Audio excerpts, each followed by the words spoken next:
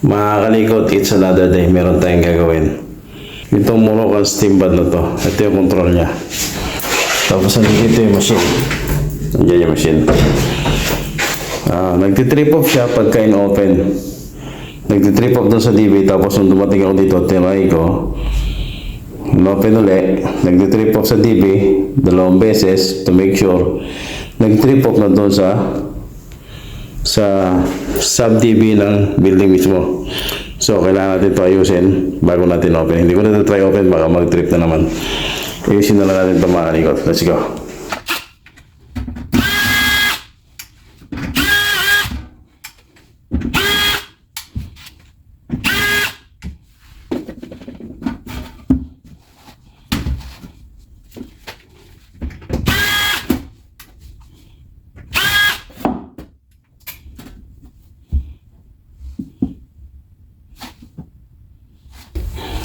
Yung mga kalikot, no? Kaya nagkaroon ng short circuit to mga kalikot. Itong pasukan niya ng tubig mga kalikot. Yun. Galing dito sa main valve. Hindi mag-activate yan pagka walang supply na pumapasok. Solenoid valve yan, 220 yan.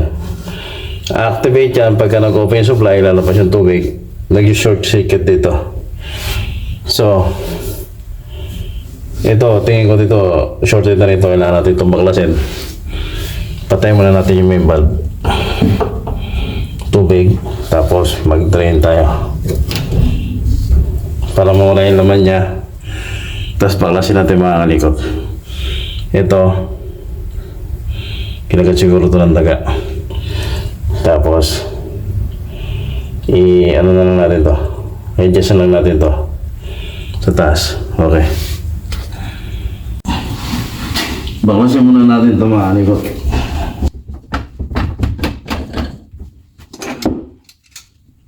Baklasin natin water supply.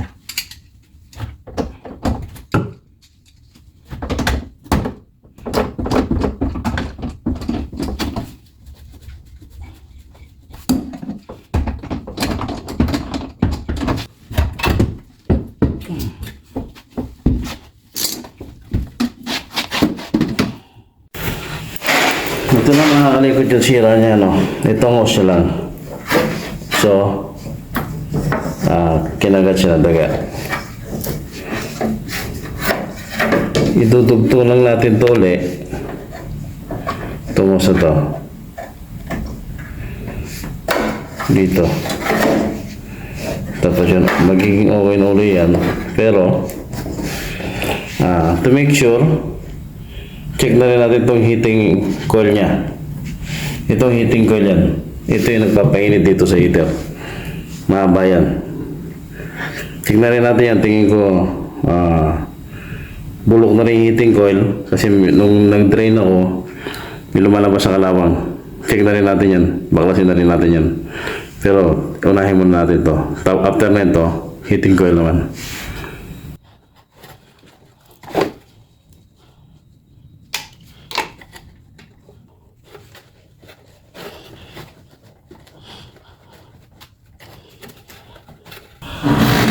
Nakakalikot, nagabit na natin yung hose, no?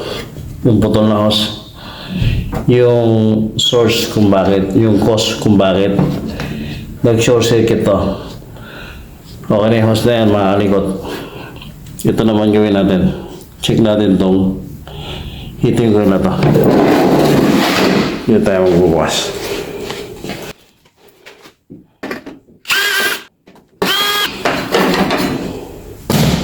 Kakalisin natin yung mga kalikot.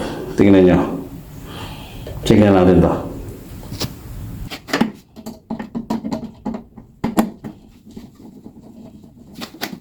Gamit niya pala tayo ng number 8 na hexagonal key.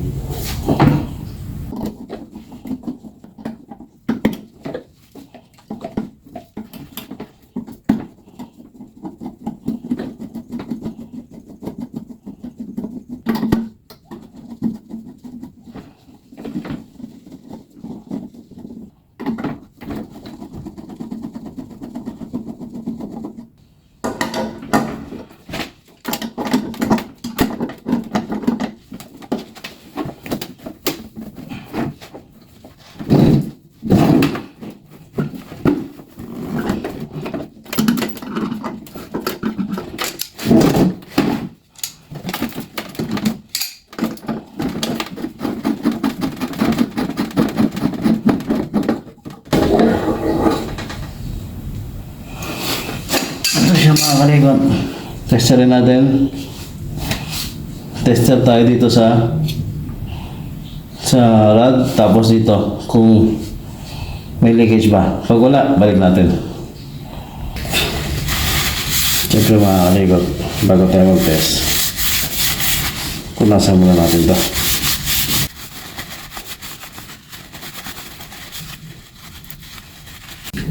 So may leak din ito mga kalikot. Dapat pag nag-test dito, test plug dito sa line, tapos dito sa body, dapat walang leak. So isa rito sa nag-cause ng trip off. Test natin yung bago. Test natin itong bago. Pakita ko sa inyo.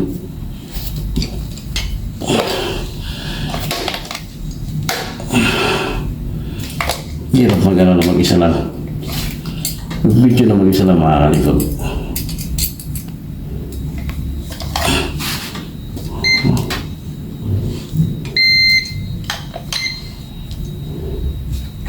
Test natin na. Yung mga kalikot to. Nakakorek yan. So walang leak. Okay. Palitan na natin yan. Para yung steam machine natin gumana na. Steam machine niya para ito mga kalikot, no? So tatandaan nyo mga kalikot, pag nagpalit tayo ito rubber seal, tatandaan nyo dapat na meron lagi yan. Hindi dapat mawala yan. Ito yung nagpe-prevent ng usok tsaka tubig para lumabas. Okay, palitan na natin ito. Kapitan natin ito bago mga kalikot.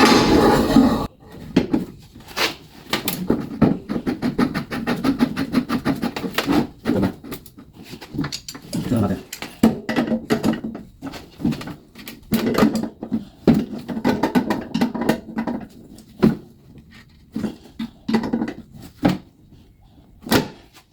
Ito may pinan.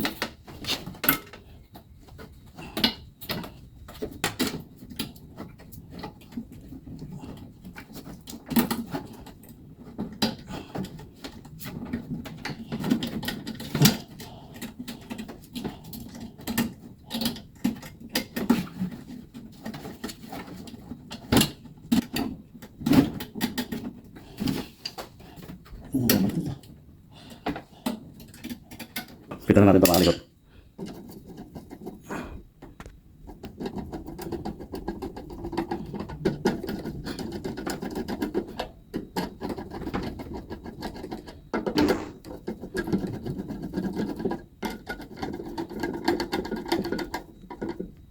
Ka? Kinagat niya yung hose. Ah? Ulit. Kailangan daw, Jeff.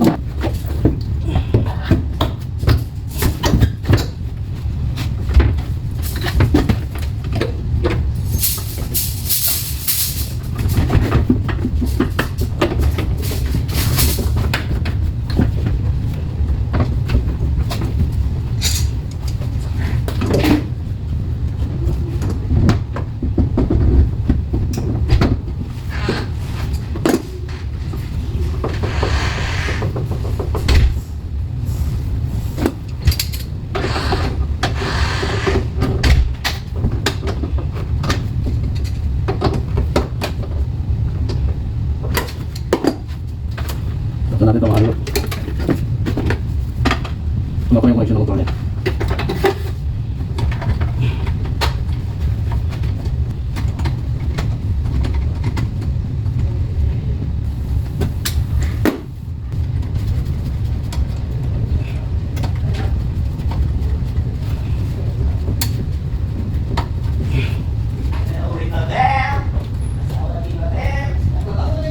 Netap na natin, no? First na ibalik na natin. Testingin natin itong kalikot. Kung di na kalikot dyan, no? Naiuna natin yung brake at saka isolator. Hindi na siya nagtitrip. Kanina kasi, isolator pa lang yung in-on ko, tsaka breaker. Nagtrip na siya. So, okay na ito mga kalikot. Testingin natin. Yun. Gumana na siya mga kalikot. Mamaya uusok na yan. Pakita ko sa inyo. Ibalik ko muna itong cover. Naibalik na natin siya mga kalikot. No? Tingnan na natin. Yung mga kalikot. Umusok na siya. Okay na siya mga kalikot. Meron na naman tayo natapos sa problema mga kalikot. Hanggang sa susunod. Salamat.